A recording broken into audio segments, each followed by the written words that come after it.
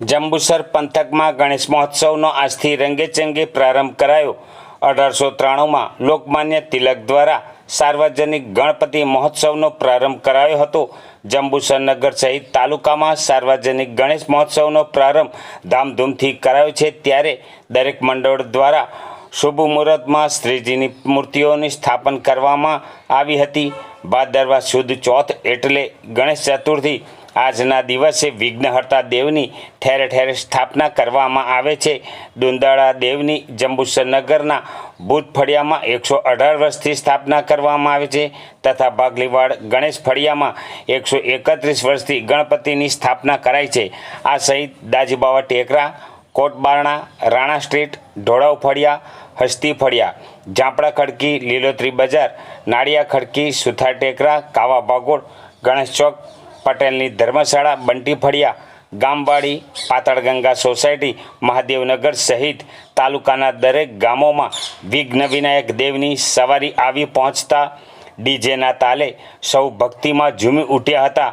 ગણેશ ચોથના દિવસે ગણેશજીની મૂર્તિ સ્થાપન વિધિ વિવિધ શણગાર સાથે વિઘ્નહર્તા દેવની વિવિધ સ્વરૂપો સાથે બપોરે આશરે 2ના અરસામાં સ્થાપન વિધિ વિદ્વાન બ્રાહ્મણો દ્વારા શાસ્ત્રોક્ત વિધિ અનુસાર પૂજા કરી સ્થાપના કરાઈ હતી। આજથી વિઘ્ન વિનાયક જંબુસર શહેરમાં 7 દિવસનું આતિથ્ય માણશે અને દસમના દિને વિઘ્નહર્તા દેવ નિર્વિઘ્ને વિદાય આપવામાં આવશે। ગણેશ ભક્તોમાં અનેરો આનંદ ઉત્સાહ જોવા મળી રહ્યો છે। વિવિધ પંડાલોમાં ગણેશજીની સ્થાપના કરતા શ્રદ્ધાળુઓ નજરે પડે છે અને ગણપતિ બાપા મોરિયાના નાદથી વાતાવરણ ગણપતિમય બની ગયું હતું।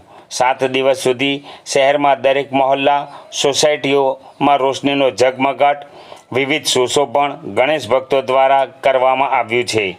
જંબુસર શહેર અને તાલુકામાં વિવિધ પંડાલોમાં અલગ અલગ થીમ હેઠળ બાપાનું સ્ટેજ શણગારવામાં આવ્યું છે જે આકર્ષણનું કેન્દ્ર છે। આજથી શ્રદ્ધાળુઓ પ્રથમ પૂજાતા દેવ એવા ભગવાન શ્રી ગણેશજીની આરાધનામાં લીન બન્યા હતા। ભૂતફળિયા મરાઠા સમાજના ચાલુ વર્ષે 119માં ગણેશ મહોત્સવની સ્થાપના કરવામાં આવી છે।